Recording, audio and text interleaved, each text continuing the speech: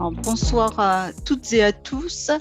Je vous propose de commencer. Donc, nous sommes ravis de vous retrouver à l'occasion de cette semaine de la rentrée des tribus Neoma, donc qui a commencé aujourd'hui, qui va durer toute la semaine avec de nombreuses conférences des clubs professionnels et tribus Neoma.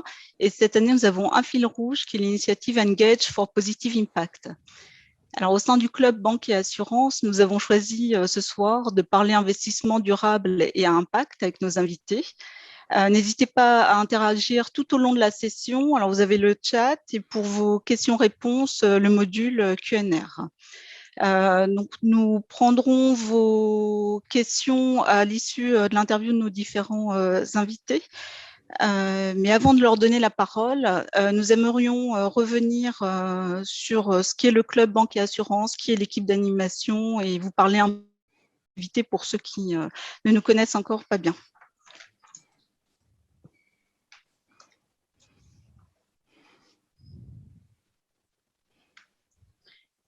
Alors, l'équipe d'animation, nous sommes 4 alumni avec une longue expérience, soit dans le secteur de la banque au sens large ou de l'assurance.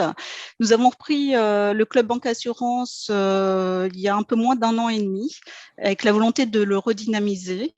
Donc, il y a Julie qui ne peut pas être parmi nous ce soir, qui est à la maternité, je pense, en ce moment, qui est senior manager au sein de Deloitte Luxembourg, Pascal, qui est financial controller au sein d'AXA, Florent, qui est responsable antifraude pour la banque Nickel, et moi-même, qui suis chef de projet pour Ostrom Asset Management. Pour nous contacter, c'est simple, nous avons une adresse email générique qui est affichée à l'écran, club-banque@neoma-alumni.com, où vous pouvez également directement vous connecter avec nous sur LinkedIn. Nous sommes tous présents. Alors, Pascal va vous dire quelques mots sur qui sont les alumni du secteur. Oui, bonjour à tous. Donc, en fait, le club regroupe deux secteurs proches, mais un petit peu différents, qui sont la banque et l'assurance.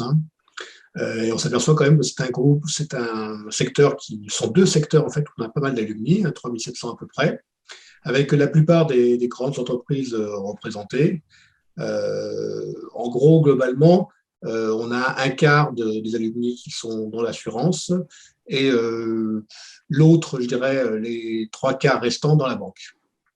Et donc, on retrouve tous les grands groupes, que ce soit Allianz, AXA, Generali, ou pour les banques, la Société Générale, je ne vais pas en oublier, le Citier, la Banque Postale.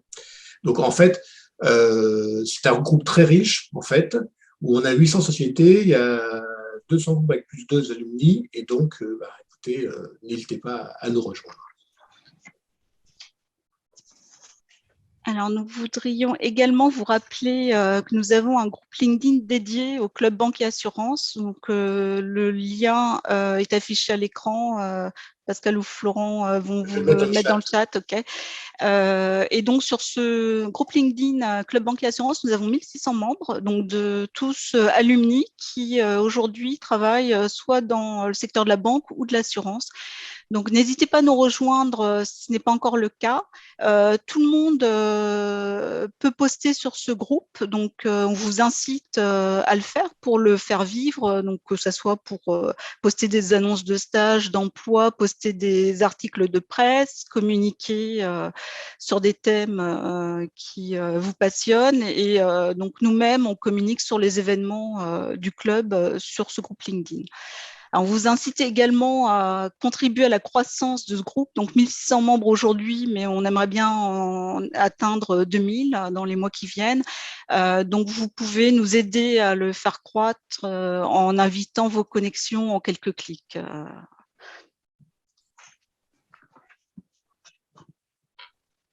Alors, Florent va maintenant vous rappeler quels sont les objectifs du club. Bonsoir. Effectivement, nous avons 3 objectifs. C'est assez simple, c'est très classique. Le premier, c'est effectivement d'être un facteur de rassemblement pour les diplômés et les étudiants de notre école, de Neoma. Donc, toute promotion, tous les programmes, tout le monde est le bienvenu. Et tous ceux, effectivement, qui évoluent ou qui souhaitent s'orienter dans le secteur de la banque et de l'assurance. Mais vraiment une volonté de rassembler au plus large la famille Neoma Business School. Et donc pour ça, on souhaite continuer et poursuivre l'organisation d'événements le plus variés possible. Donc aujourd'hui, on est un peu limité sur les conférences et thématiques sur le online, mais on espère bien pouvoir revenir sur tout ce qui est événements en présentiel, des after-work, des déjeuners, des activités plus ludiques, pour qu'on puisse tous se retrouver, échanger, partager de l'information, se faire connaître et discuter du secteur et des thématiques qu'il traverse. Et donc, c'est effectivement le troisième point, c'est de permettre aussi à tout le monde de discuter et de faire ce qu'on appelle du networking, donc d'échanger, de développer son réseau professionnel et peut-être de découvrir des opportunités dans un cadre qui reste un cadre quand même bienveillant, important, qui est celui des anciens de l'école. Merci Florent. Alors pour vous donner une petite idée des derniers événements que nous avons organisés, donc comme l'a dit Florent, on était ces derniers mois à cause de la crise sanitaire uniquement sur un format webconférence virtuel, à défaut de pouvoir se réunir en after work ou en déjeuner. Alors, donc, en fin d'année dernière, à l'occasion de l'anniversaire des accords de Paris, on avait organisé une conférence sur les défis du changement climatique. Et à cette occasion, on avait invité Guillaume Castelbou, qui est un alumni qui est chargé d'études climat au sein de l'AMF. Et on avait également convié Insaf Mekni, donc, qui est une jeune diplômée qui avait publié une thèse sur l'impact du changement climatique sur l'assurance en France. En février 2021, nous avons organisé un autre webinar. Nous avons eu la chance de recevoir Alain Bokobza, qui est alumni Neoma, Head of Global Asset Allocation pour SGCB, et qui était intervenu sur les perspectives, les stratégies à adopter sur les marchés financiers en 2021. Conférence qui avait rencontré un grand succès. On avait eu beaucoup de participants. Et puis, en avril cette année, nous avons également organisé une conférence sur un tout autre thème, cette fois-ci sur la sécurité et la cyberdéfense en banque assurance.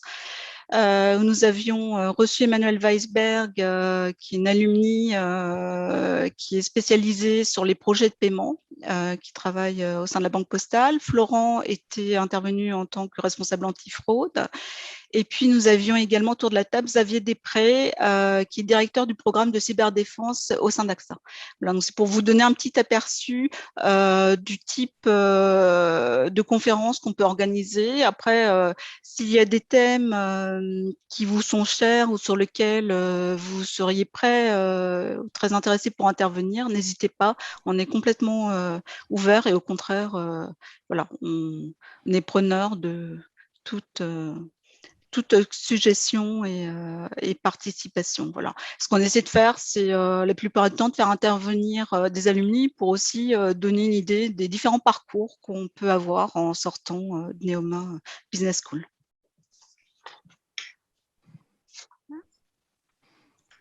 Alors, pour finir, donc Florent, voilà, je te laisse.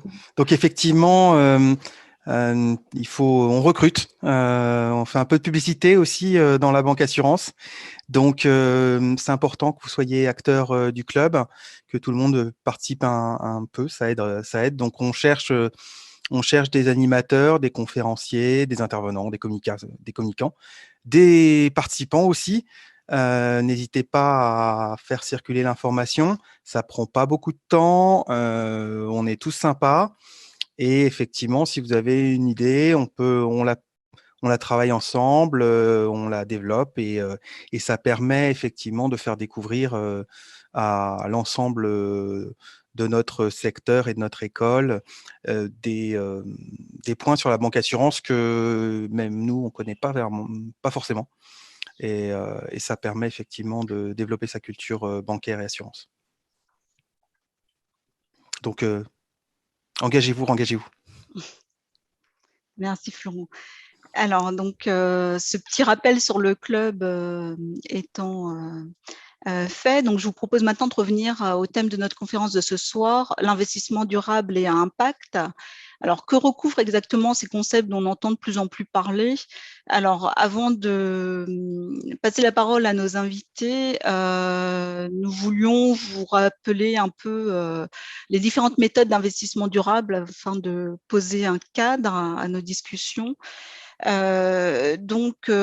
le petit schéma, vous voyez une représentation des différentes méthodes qui existent aujourd'hui. Alors, tout d'abord, l'intégration ESG, donc ESG pour environnement, social, gouvernance, qui va consister à prendre en compte les facteurs et les données ESG dans l'analyse des investissements et la prise de décision.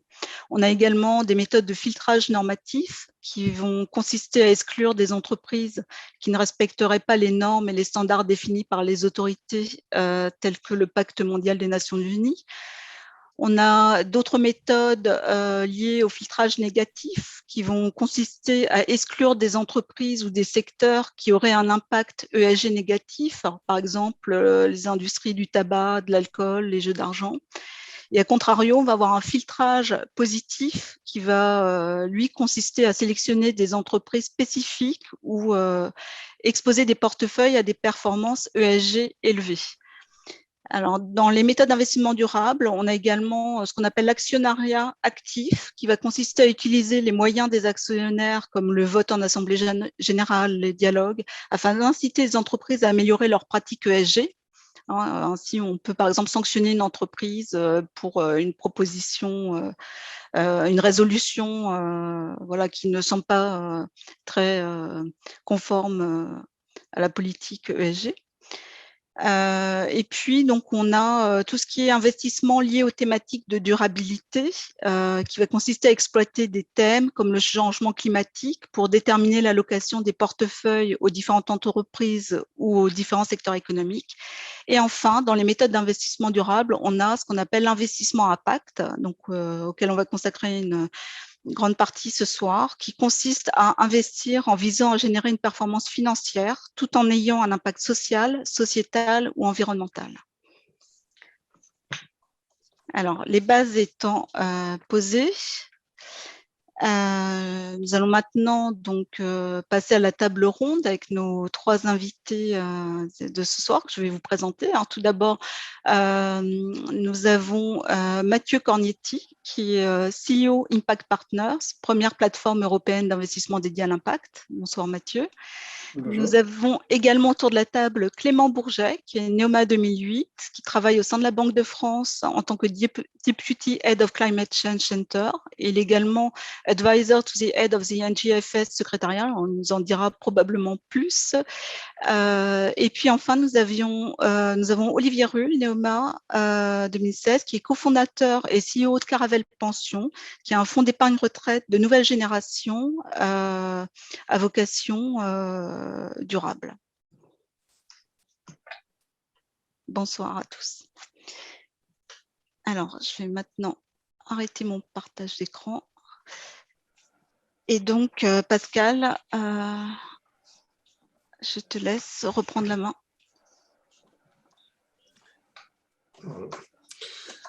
Eh bien, bonjour Mathieu et merci d'être parmi nous ce soir, effectivement. Excuse-moi, tu veux...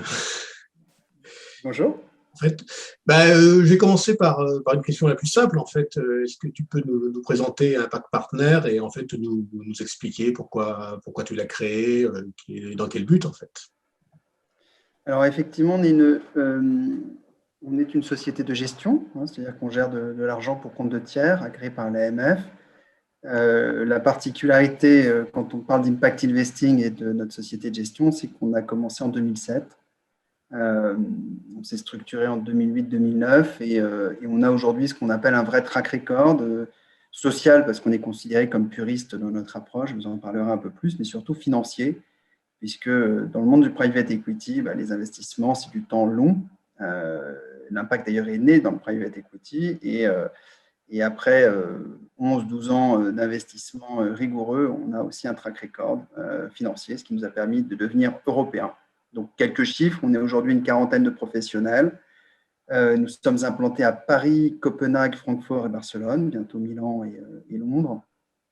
On gère 350 millions d'euros sur des stratégies assez différentes, que ce soit du growth, donc là, c'est plutôt des stratégies autour de la réduction des inégalités avec des entrepreneurs sociaux qui veulent changer d'échelle au niveau européen. On a des stratégies plutôt de dette mezzanine sur des petits tickets pour financer des commerces de proximité dans les quartiers populaires, de la politique de la ville. Et puis là, on lance un fonds dédié à l'alimentation biologique pour des transformateurs, là encore, au niveau européen. Voilà. Ça, c'est Impact Partners et dans un univers qui bouge beaucoup, qui est celui de l'impact investing. D'accord, merci, c'est clair, je pense. Et donc, comment sélectionnez-vous les entrepreneurs avec qui vous voulez travailler? Est-ce que vous les accompagnez, par exemple, pour bien qu'ils remplissent vos objectifs? Alors, ça va grandement varier selon la stratégie des fonds. J'ai évoqué trois grands axes. Certains visent la réduction d'inégalités, d'autres des sujets de développement local sur des territoires fragiles ou encore des enjeux d'environnement. Peut-être quand même pour rappel, ce qu'on appelle impact investing. Alors en français, il y a encore quelques années, on traduisait ça par investissement à impact social. Quand on a voulu intégrer les enjeux écologiques, on a traduit ça par investissement impact. Et alors maintenant, on vous parle d'impact. Si vous êtes dans le monde du PE, de la finance, vous y êtes. Impact, voilà. C'est juste le buzzword depuis quelques mois. Je suis aussi, en fait, j'ai monté la commission impact chez France Invest en 2012 et on se vante d'avoir une vision exigeante, ambitieuse de l'impact investing. Et en trois mots, avant de vous parler de la stratégie de nos fonds et de la sélection des entrepreneurs, trois enjeux. Le premier, c'est l'intentionnalité. Quand vous investissez, vous cherchez une performance financière et un impact. On a évoqué l'ESG. L'ESG, ça va être des critères en amont d'exclusion, ça va être ensuite en aval, une fois qu'on investit, accompagner du mieux possible les dirigeants, mais la décision d'investissement elle-même, elle est prise sur un critère financier. Un fonds d'impact, il y a cet enjeu d'impact au moment de l'investissement. Le deuxième enjeu, c'est l'additionnalité, c'est-à-dire que vous allez apporter plus que du financement, surtout dans un monde où l'argent est surabondant. C'est assez évident dans le private equity, ça l'est bien moins dans le monde du côté.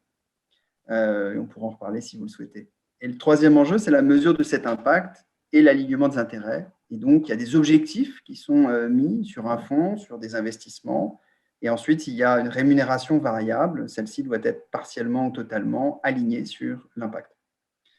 Alors ça, c'est vraiment pour le contexte. Mais en gros, nos fonds, si je prends les fonds sociaux, on a investi dans une entreprise qui s'appelle Recycle Matelas Europe, dont on est sorti il y a 2 mois. On a investi en 2012. C'est une société qui est capable de recycler tous les types de matelas.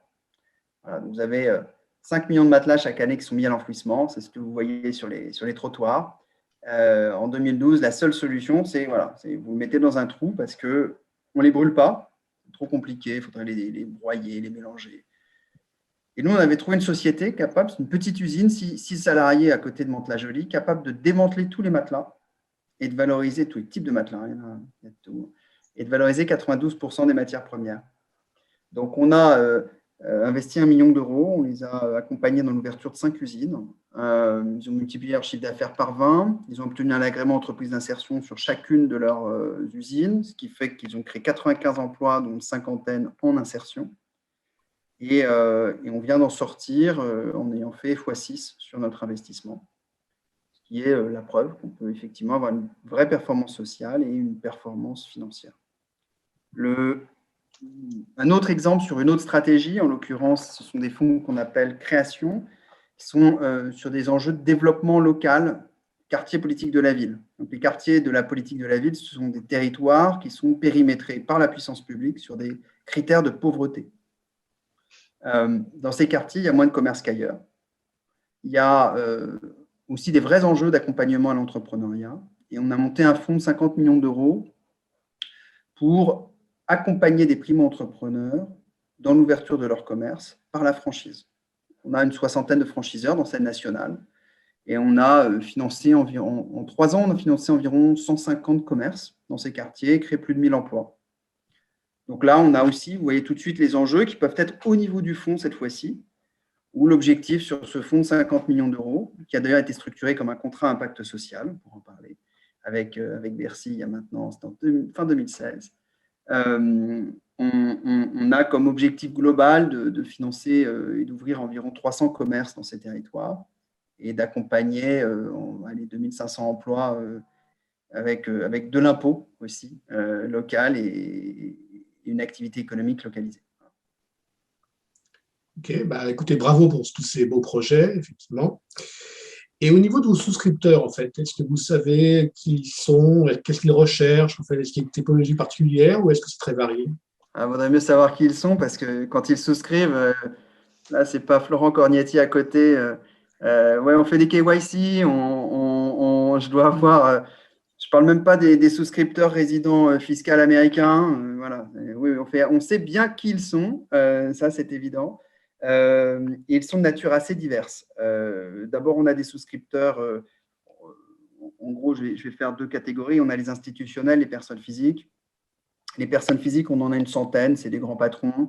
C'est des gens qui ont beaucoup d'argent et qui se sont dit, en particulier au démarrage, allez hop, on donne un coup de main à une société de gestion pour qu'elle cherche à utiliser le levier de l'entrepreneuriat pour résoudre des problèmes sociaux. Je pense que ces personnes physiques au démarrage étaient plutôt là sur de la philanthropie, en tout cas cette optique-là. Et 10-14 ans plus tard, en fait, ils vont récupérer leur argent, voire un peu plus. Donc ça, c'est positif. Ensuite, on a des institutionnels. BPI France, le Fonds européen d'investissement, je prends les publics. Plutôt des gros tickets. On a des assureurs, des banquiers, des mutualistes. Generali en Italie et la compagnie d'assurance allemande aussi. Voilà. AXA, des gros assureurs. BNP, les caisses du Crédit Agricole, des banquiers. Et puis des fonds de fonds dédiés à l'impact investing aussi qui se créent.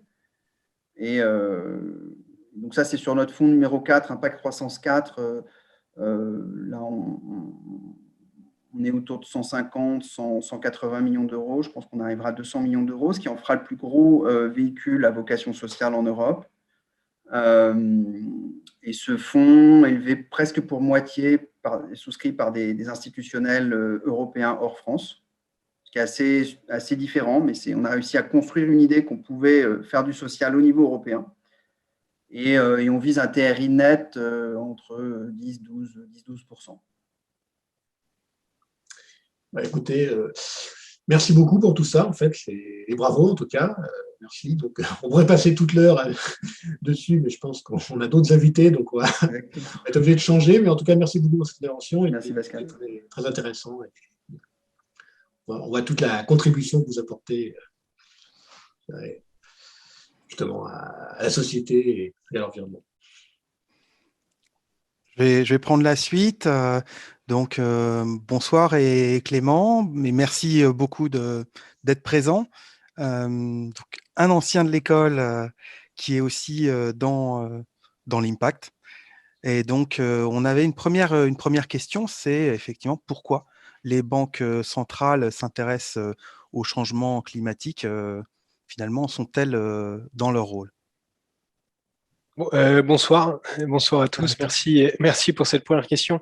Je pense peut-être un propos liminaire. Je pense que je vais être peut-être un pont entre votre événement de décembre dernier et celui d'aujourd'hui, parce que mon propos va être un petit peu plus large que celui seulement d'investissement impact, même si j'y arriverai. Donc, pour répondre à ta question, déjà deux précisions. On va parler, nous, banque centrale et superviseurs, pas uniquement les banques centrales, et je l'expliquerai juste après. Et je dirais qu'au-delà de s'intéresser au changement climatique, on s'intéresse surtout aux effets du changement climatique sur l'économie et sur le système financier au sens large. Je crois qu'il y a une chose qui est très importante à rappeler, c'est que parce que tu demandais si on est dans notre rôle. Donc déjà, ce qui est très clair et on ne cherche pas du tout à empiéter là-dessus, c'est que les politiques, l'action climat, elle est évidemment réservée au gouvernement, elle est évidemment réservée au Parlement. Donc ça, c'est très clair que ce n'est pas notre travail de faire ça. Ce n'est pas à nous, par exemple, de décider s'il faut un prix du carbone, si je prends qu'un seul exemple. En revanche, on a banquiers centraux et superviseurs un rôle à jouer pour la simple et bonne raison que les risques qui sont liés au changement climatique sont une source de risques financiers. Ça semble assez simple de le dire de manière aussi ramassée, mais c'est vraiment la pierre angulaire de l'action. Avec deux types de risques qui sont désormais plutôt bien identifiés, même s'il faut continuer à les appréhender, les comprendre, mais en tout cas bien identifiés, notamment dans la littérature et maintenant aussi dans nos actions. Donc il y a les risques qu'on appelle, qui sont dits physiques, qui sont liés à des événements tels qu'on en a vu passer cet été. Ça va être les incendies, ça va être les inondations, ça va être ce genre de choses. Et les scientifiques, c'est pas nous, nous expliquent qu'ils sont de plus en plus nombreux, qui sont d'une ampleur de plus en plus importante, et donc ils portent en eux-mêmes ces événements, ces risques-là, ces risques dits physiques portent un risque financier qu'il est important de bien identifier. Et la deuxième grande catégorie de risques sur laquelle on travaille, c'est ce qu'on appelle les risques dits de transition. Et là, si je reviens un petit peu en arrière par rapport à ce que je vous disais tout à l'heure sur les politiques climatiques que les gouvernements peuvent décider, alors c'est un exemple, mais en fonction des décisions qui vont être prises par les gouvernements, il va y avoir une transition, et notamment si on respecte les accords, l'accord de Paris, il va y avoir une transition de l'économie vers, alors les dominations peuvent varier, mais soit le net zéro, soit des économies bas carbone. En tout cas, il va y avoir des changements structurels. Ça peut aussi être du fait de l'action d'acteurs privés ou de tout à chacun, je dirais. Donc, il va y avoir ce phénomène de transition, et cette transition va être porteuse de risques parce qu'il va y avoir des réallocations. Il va y avoir des secteurs qui seront gagnants, des secteurs qui seront perdants. À l'intérieur de certains secteurs, il y aura des entreprises qui réussiront à mieux s'adapter, d'autres qui vont disparaître, et peut-être même au sein d'une entreprise, il va y avoir des activités qui vont mieux résister que d'autres. Donc, c'est ces deux catégories de risques qu'on essaye de capter. Et donc, pour revenir vraiment à ta question, est-ce qu'on est dans notre mandat? Oui, à deux titres. Le premier titre, c'est au titre de la stabilité financière, donc qui consiste pour nous, banquiers centraux et superviseurs, à nous assurer que le secteur financier est résistant à toute une kyrielle de risques, je dirais, et les risques liés au changement climatique en font partie. Et puis, il y a une deuxième partie de notre mandat qui est celui de la stabilité des prix, donc qui renvoie directement à la politique monétaire. Et là, à nouveau, étant donné l'effet que le changement climatique peut avoir sur l'économie, on a tout intérêt à regarder et à modifier notre action. Merci beaucoup Clément pour cette réponse, pour montrer à quel point effectivement l'importance du suivi des banques centrales et des superviseurs. Donc, pour poursuivre, on a quand même préparé quelques questions. Et quel est votre rôle au sein justement de la Banque de France et de ce groupement, le NGFS? Alors, j'ai pas le détail en tête, mais ce groupement de banques est spécialisé. Oui, alors, le Centre sur le changement climatique de la Banque de France, que j'ai le plaisir d'en être un des responsables, et là, il y a trois grands types de missions. Le premier, c'est de coordonner les actions de la banque et de la CPR sur ces enjeux climatiques. Voilà, donc, j'y reviendrai plus tard, mais ça couvre beaucoup de nos lignes métiers. La deuxième grande mission, c'est de continuer à analyser les risques associés au changement climatique sur le secteur financier, évidemment, avec des thématiques qui commencent aussi, des nouvelles thématiques qui commencent à émerger, notamment liées à la perte de biodiversité. Voilà, c'est pas le cœur du sujet d'aujourd'hui, mais c'est peut-être des choses que certains des participants ont commencé à lire, à entendre, voire à travailler dessus. Et la dernière grande mission de ce centre, c'est d'assurer Donc, le secrétariat du NGFS, donc c'est le Network for Greening the Financial System, qui est généralement accolé juste avant par Central Banks and Supervisors. Donc, c'est vraiment un réseau de banques centrales et de superviseurs dédié à ces thématiques-là, qui a été lancé en décembre 2017, qui regroupe désormais 95 membres de partout dans le monde. On a la Banque centrale, si je veux donner quelques grands noms un peu ronflants, mais c'est pas. L'idée, c'est vraiment de faire comprendre aux participants que c'est une initiative qui a vraiment pris une ampleur assez importante. Donc, il va y avoir la Banque centrale américaine, japonaise, par exemple. Mais on sera aussi ravis d'avoir des collègues des îles Seychelles qui apportent une vision extrêmement particulière de ces problématiques-là. Donc voilà, on couvre l'ensemble des banques systémiques dans le monde, 2/3 des assureurs systémiques. Et il est important de comprendre et de rappeler qu'on n'est pas ce qu'on appelle un standard setting body. Nous ne sommes pas un normalisateur, mais on est un groupe encore une fois, de pairs, je dirais, qui ont décidé face à l'urgence de collaborer ensemble pour mieux comprendre ces risques. Donc, c'est un pooling de ressources aussi, mais dans la démarche également d'avoir une meilleure compréhension commune, évidemment, puisque ce n'est pas un sujet, ce n'est pas des enjeux qui s'arrêtent à nos frontières, aux frontières des juridictions qui sont couvertes. Voilà. Donc ça, c'est l'idée de ce réseau. On va travailler sur des enjeux de supervision, des enjeux de politique monétaire. On a travaillé à l'élaboration de ce qu'on appelle des scénarios qui vont être utilisés pour des exercices de stress test. Donc là, en travaillant avec un consortium de scientifiques qui participent aux travaux du GIEC, donc pour traduire ces scénarios climatiques en scénarios macroéconomiques et financiers qui peuvent être utilisés après par les superviseurs. Il va y avoir un track de travail sur l'investissement responsable, justement pour faire un peu plus directement le lien avec la session du jour. Et la Banque de France en est à l'initiative. Elle fait donc évidemment partie des membres fondateurs. Et comme je le disais tout à l'heure, elle s'est proposée pour assurer le secrétariat de l'initiative. Voilà.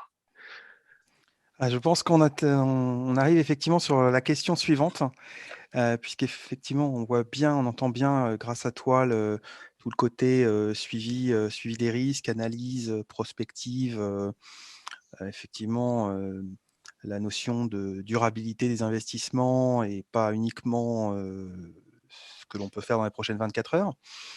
Et du coup, on se demandait comment toutes ces banques centrales, ces superviseurs, ces 95 banques centrales qui se regroupent, peuvent aujourd'hui agir, avoir une action concrète pour verdir notre système financier, nos banques et assurances, et les pousser, tendance à réfléchir pas uniquement dans un cadre financier, mais aussi un peu plus durable et à impact social, écologique.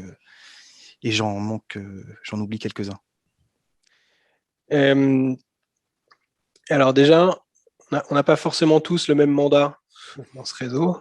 Donc je vais m'appuyer sur des exemples de celles que je connais mieux, à savoir la Banque de France. Et je sais que je vous dirai des choses parfaitement exactes. Non, ce que je veux dire par là, c'est que le réseau est là pour donner des grandes directions communes, mais il y a une vraie réalité de terrain qui est prise en compte, encore une fois, liée au mandat de l'institution, à des considérants culturels, des considérants légaux. Donc voilà, chaque banque centrale ne va pas faire exactement la même chose.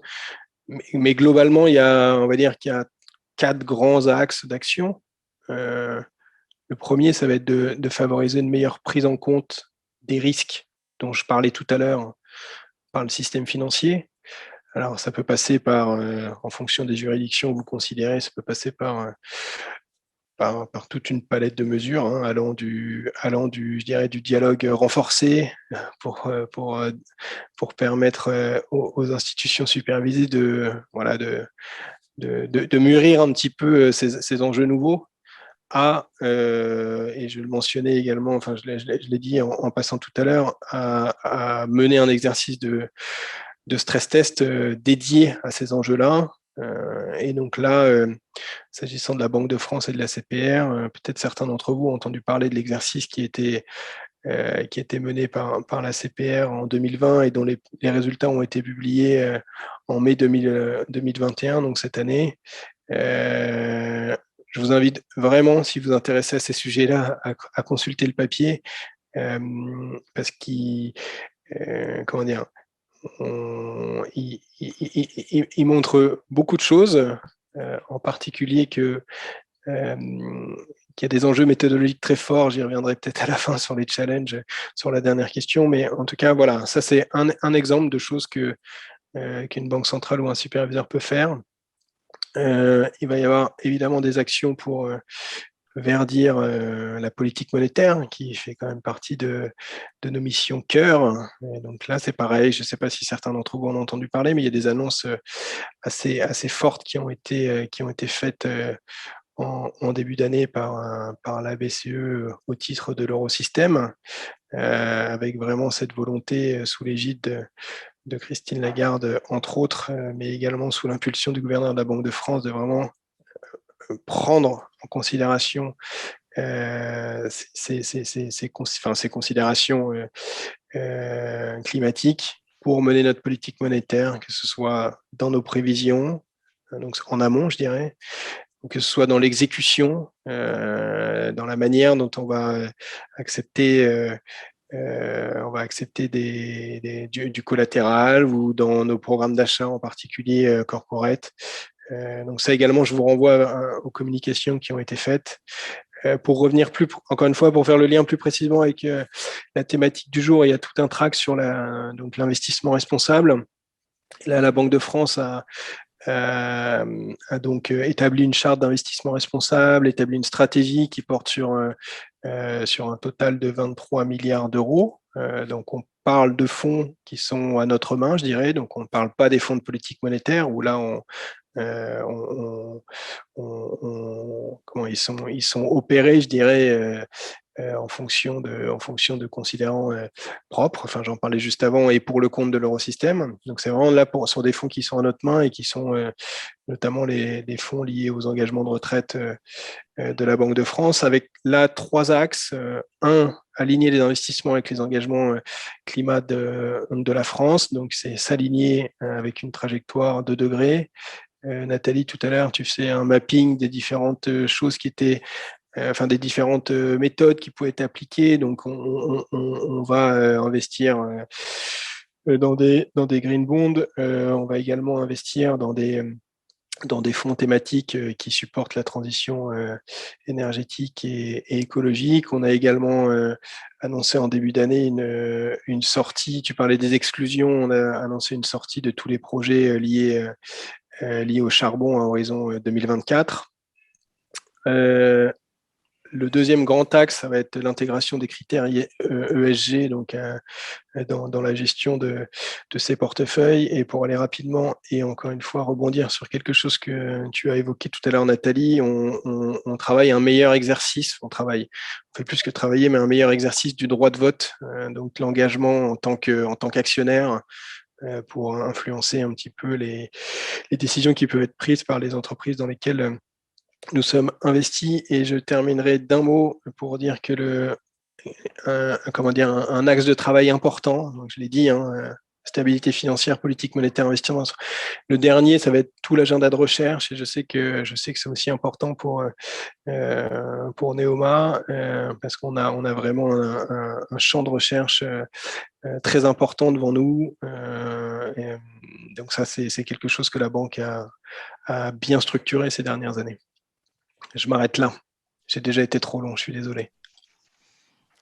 C'est particulièrement intéressant, et puis je suis vraiment savoir que la Banque de France prend le lead sur ce sujet et gère même ses investissements en fonction effectivement de cette direction durable et impact. C'est toujours... C'est pas pour faire cocorico, mais je pense que c'est important que au niveau international, on fait vraiment partie des institutions banque centrale superviseurs les plus avancées. Voilà. Je pense que c'est important pour l'écosystème de l'avoir en tête. Écosystème français, pardon. Merci. Nathalie. Oui, alors c'est Pascal qui va reprendre la main. Donc on va passer à notre dernier invité, Olivier Rull. Ouais. Juste en aparté pour nos auditeurs, en fait, si vous avez des questions, n'hésitez pas pour nos invités ou sur le club en général. Il y a un module de questions-réponses dans Zoom, vous pouvez l'utiliser pour mettre les questions, ça permet de les structurer. Sinon, vous pouvez les mettre dans le chat aussi, hein, et on les transmettra et on les posera à la fin. Donc bonjour Olivier, merci d'être parmi nous ce soir. Donc toi, tu as créé Caravelle Pension, en fait. Alors est-ce que tu peux nous présenter en fait ta société et puis nous dire un petit peu quel but tu poursuis avec cette création? Oui, bien sûr. Bonjour à tous. Moi, ça fait une belle transition avec les paroles de Clément, parce que nous, justement, on intervient sur des critères côté épargnant. Donc, comment tout le travail que la Banque de France peut faire à titre institutionnel, nous, comment on peut l'amener et le rendre compréhensible et digeste pour des gens comme nous au quotidien, et comment on peut apporter un petit effet levier à l'échelle individuelle pour contribuer de façon plus favorable à une transition, qu'elle soit solidaire, sociale ou environnementale. Donc nous, on a créé Caravelle Pension il y a à peu près 1 an, mais ça partait pas d'un constat orienté sur la finance à impact ou la finance verte, ça partait plutôt sur un constat sociétal, générationnel, en lien avec la retraite, comme quoi il y avait malheureusement une nécessité pour notre génération, les 20-45, de venir cotiser à titre individuel pour sa retraite sur des logiques de capitalisation, et qu'aujourd'hui en France, il n'y a pas encore d'acteurs nouvelle génération qui s'occupaient pour les individus, pour les clients, de les accompagner dans cette phase préparatoire.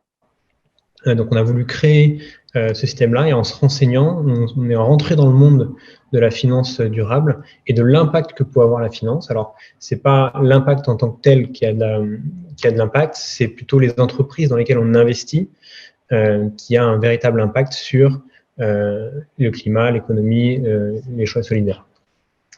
Donc on a fait un constat très simple, hein, c'était que selon plusieurs études, notamment anglo-saxonnes, avoir un fonds de pension retraite éco-responsable, donc on reviendra sur les critères qui font que c'est éco-responsable ou pas, pouvait être 27 fois plus impactant que de devenir vegan et ne plus prendre l'avion à titre individuel.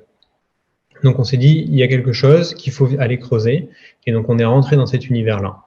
Donc aujourd'hui, qu'est-ce qu'on propose aux individus? C'est tout simplement un compte unique qui permet de cotiser tout au long de leur vie active, quel que soit leur statut professionnel, pour bénéficier de revenus supplémentaires quand ils partent à la retraite.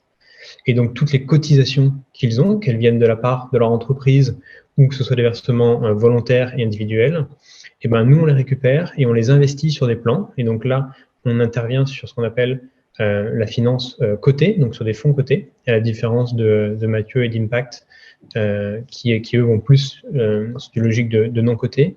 Et donc, on va venir investir l'épargne de nos clients dans des entreprises, dans des projets qui ont un impact positif. Et donc là, intervient toute une ribambelle de critères et de labels, de réglementations ou de choix pour venir sélectionner est-ce que la finance est vraiment verte ou pas. D'accord. Et donc, il y a plusieurs types de plans disponibles ou c'est un produit un peu unique ou... Alors, aujourd'hui, on propose 3 différents plans. Donc, on a établi une thèse d'investissement très stricte qui repose à la fois sur des labels, donc des labels français, notamment un des labels du ministère de l'écologie, qui est le label Greenfin, qui lui a une logique d'exclusion très forte. Donc, on ne va jamais investir dans, par exemple, tout ce qui est combustible fossile ou l'armement, des choses comme ça, et on va venir favoriser des secteurs durables, type la construction de bâtiments durables, type les énergies renouvelables, etc. Donc, suite à cette thèse d'investissement assez stricte, on a retenu, entre guillemets, 3 grands plans. Parce que notre conviction, c'est qu'on ne peut pas, malheureusement, se battre sur tous les aspects en même temps. Donc, on est venu se battre, on est venu choisir des fonds qui se battent pour, selon le principe ESG. Donc, on a un plan E pour environnement, on a un plan S pour le plan social solidaire, on a un plan G pour le plan gouvernance. Et donc, on va venir laisser le choix au particulier de venir choisir son thème de conviction, tout en sachant que derrière ça, il y a des labels qui répondent à certains enjeux très spécifiques, nationaux ou internationaux, à une réglementation également européenne, avec la logique du SFDR et de l'article 8 et 9, mais aussi à des logiques de sélection des entreprises plus globales. Donc, 3 plans pour résumer, un plan climat, un plan solidaire, un plan gouvernance. D'accord. Et donc, c'est ouvert, c'est strictement, il faut avoir moins de 45 ans ou même on peut quand même cotiser? Non, alors ça c'est vraiment le constat de base qu'on a fait à titre individuel, nous fondateurs, parce que la moyenne d'âge dans la boîte est de 30 ans. L'objectif, c'est de rendre justement ce compte retraite accessible à tous, et notamment dans la participation vers une finance plus durable. Donc, à la différence des clients de Mathieu qui doivent mettre plusieurs millions sur la table et être très riches, donc nous, c'est accessible à tous dès 50 € par mois, ce qui permet, dans une petite mesure, de venir contribuer de façon favorable pour soi à venir bâtir un monde meilleur dans lequel on vivra. La conviction qu'on a, c'est que la retraite, elle nous paraît toujours très éloignée. Donc, on est sur des logiques d'investissement à titre individuel de 20, 25 ans, ou même pour les clients les plus âgés, c'est toujours 5 à 10 ans. Donc, ce qui permet, nous, d'avoir une gestion et une allocation de l'épargne qui permet justement de favoriser l'émergence de modèles économiques plus résilients, tournés vers la transition, qui parfois nécessitent plus de temps pour arriver à bout et pour arriver vers une maturité qui est nécessaire. Donc, notre objectif est bien d'accompagner justement la performance de l'épargne de nos clients en alignant avec leurs convictions et les projets impact, que ce soit en France, en Europe ou même à travers différentes régions du monde.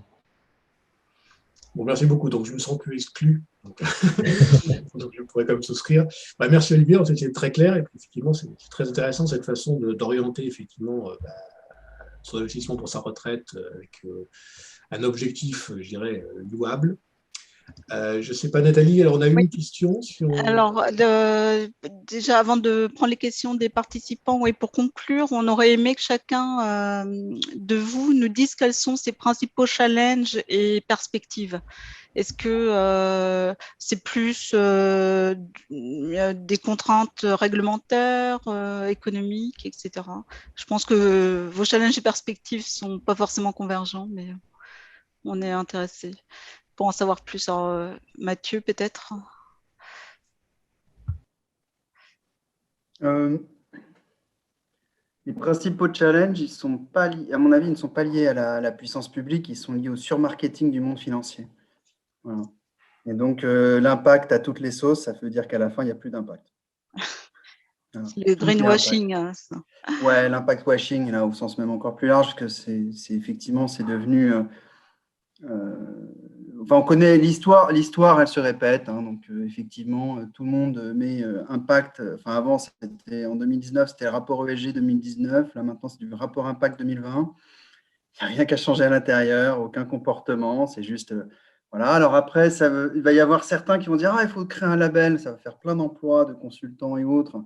Et puis quelques fonctionnaires, y compris européens, qui vont se dire chouette, un label, un énième label, auquel à la fin le particulier, si on parle des particuliers, ne comprendra pas grand-chose. Et puis je ne même pas du spécialiste. Le spécialiste, il n'a pas lu les gros pavés sur la normalisation et la taxonomie.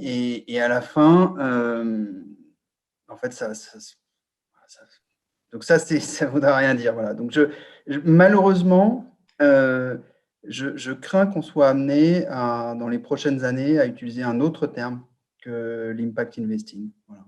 Je suis même prêt à prendre le pari aujourd'hui. Ça prendra quelques années, mais voilà, on a évoqué le ESG. Tout le monde est aujourd'hui socialement responsable. Maintenant, on parle d'investissement social et demain, j'espère qu'on ira encore un cran au-delà. Merci.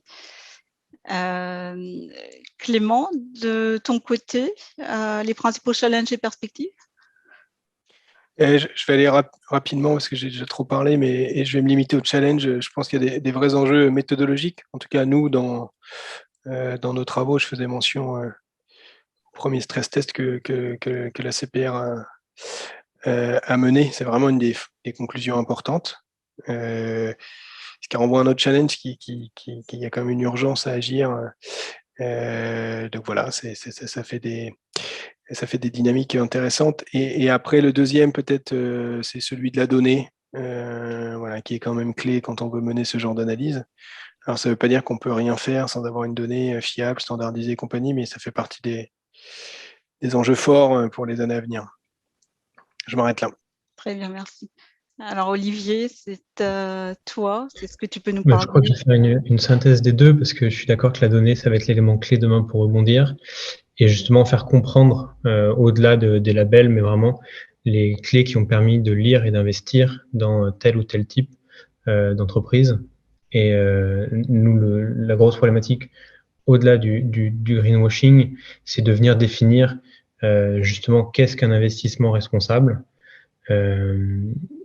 Parfois, certaines entreprises sont jugées comme non responsables parce que, de par leur secteur d'activité historique, on les qualifie comme non responsables parce qu'elles ont des gros enjeux de transition et d'évolution et elles ont besoin de faire financer justement elles-mêmes ces projets-là pour tendre vers un nouveau modèle économique qui favorise la transition énergétique, par exemple, ou même qui a un impact d'utilité sociale. Mais si on met ce critère de base d'exclusion de certains secteurs, alors ces entreprises-là n'auront pas peut-être les investissements nécessaires. Donc, et après, c'est comment on vient amener ça au grand public pour le faire connaître et donner une prise de conscience et une prise de décision à l'investisseur final sur OK, est-ce que mon investissement est vraiment impact? Est-ce qu'au moins c'est aligné avec ce que je souhaite avoir? Donc nous, c'est faire cette liaison entre les données d'un côté, les convictions de l'autre, et faire en sorte qu'elles s'alignent. Merci. Alors, je vous propose, pour terminer, de prendre quelques questions. Alors, nous avons une question d'un participant. Pouvez-vous me suggérer un sujet de recherche sur l'investissement à impact? Je ne sais pas si l'un de vous souhaite. Moi, non, comme ça, je n'en ai pas en tête, même si j'ai mentionné la recherche comme un axe fort, mais ce n'est pas nécessairement sur ces sujets-là. Voilà, je m'excuse. Dans les trucs qui m'amusent, c'est les différences culturelles qui sont reflétées par finalement les stratégies des fonds à impact. Voilà, donc, historiquement, en France, on est très centré sur les sujets sociaux. On traverse le Rhin, c'est bien plus les sujets environnementaux. Si on prend un peu de distance au niveau européen, on reste très sensible aux inégalités sociales. Vous allez en Asie, ça n'a plus rien à voir. Donc, c'est assez amusant de voir ces enjeux, ces différences culturelles, entre les pays, entre les personnes. Voilà. Je pense que… Et puis après, il y a un autre sujet, mais qui dépasse le cadre de l'impact, c'est l'opposition entre les stratégies environnementales et les stratégies sociales. Les stratégies environnementales, c'est toujours très simple. Hein. En gros, c'est des gros fonds et de l'infra. Très facile. Très facile aussi à vendre parce qu'en fait, quel que soit le background de votre interlocuteur, tout le monde est capable de comprendre ce que c'est qu'un ciel quand il n'y a plus de nuages. On comprend le problème. Par contre, si on commence à se dire que tout ce qu'on va faire aujourd'hui avec des fonds green, ça n'aura d'impact que dans 20-30 ans, donc autant dire que ça ne sert à rien, parce que le changement climatique, on va le bouffer dans la tête, et qu'il va falloir beaucoup de cohésion sociale pour s'adapter, pour y faire face. Là, en fait, il n'y a plus grand monde pour parler de tout ça. Voilà. Un sujet, si jamais ça me paraît intéressant. Olivier, je ne sais pas si tu voulais ajouter un mot. Non. Peut-être juste pour rebondir sur la dernière piste mise en avant par Mathieu, il y a un terme qui flotte aussi qui s'appelle la transition juste, voilà, qui est comment réaliser cette transition, mais en amenant, en gardant en tête des considérants sociaux notamment. Voilà. Merci.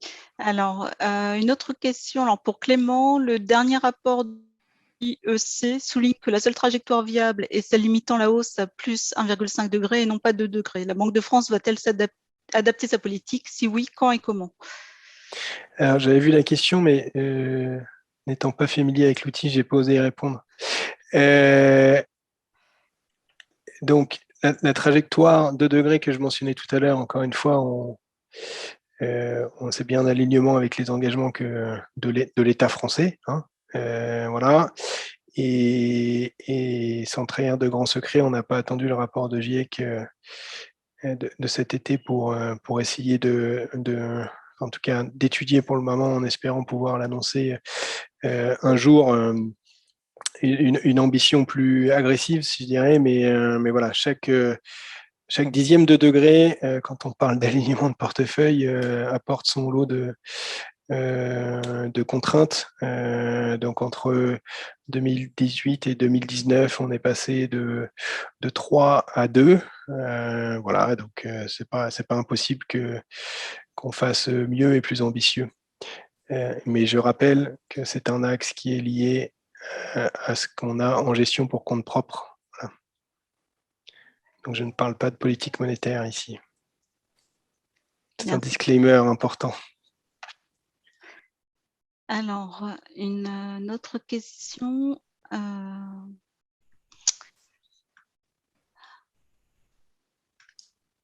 Le chat. Ouais, alors elle est dans le chat. Ouais. Quels outils conseillez-vous pour encourager les investissements à impact dans les entreprises privées, fonds, prix du carbone, mais limités aux impacts environnementaux? Qu'en pensez-vous? Avez-vous d'autres idées?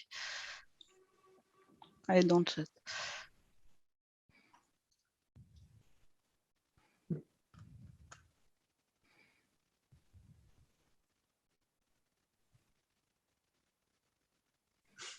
Je vais m'y risquer. Alors, au titre des entreprises, moi, je dirais de regarder surtout la tonne de CO2 par million de chiffre d'affaires émise ou induite, que ce soit quand on regarde la température des portefeuilles d'investissement ou même des différentes entreprises qui vont être de plus en plus obligées, en tout cas au niveau pour les sociétés cotées, de préciser ces éléments-là. Alors, ça reste un point de vue partiel, mais ça devient un des critères sur lesquels il y a de plus en plus de débats pour s'orienter comme une nomenclature un peu plus générale. Donc, ce serait un des critères que je laisserai regarder. Après, si vous souhaitez creuser justement ces logiques d'impact, il faut regarder plutôt les recommandations effectuées par les articles de la réglementation européenne sur la SFDR, l'acronyme sur la réglementation des sociétés de financement.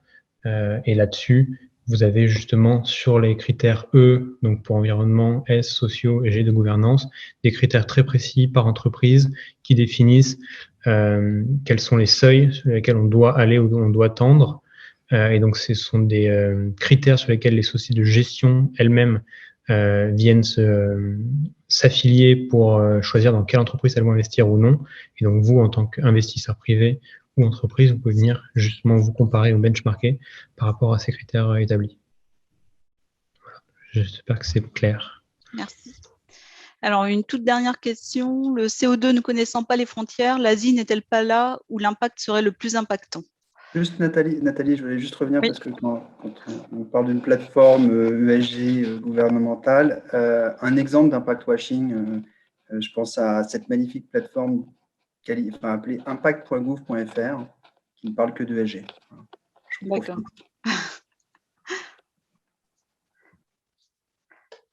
Alors, sur la question sur l'Asie, donc Clément, vient de poster un lien qui renvoie vers un papier. C'est sorti la semaine dernière, mais je suis complètement d'accord, il n'y a pas de frontières, on est d'accord, il n'y a pas de sujet là-dessus.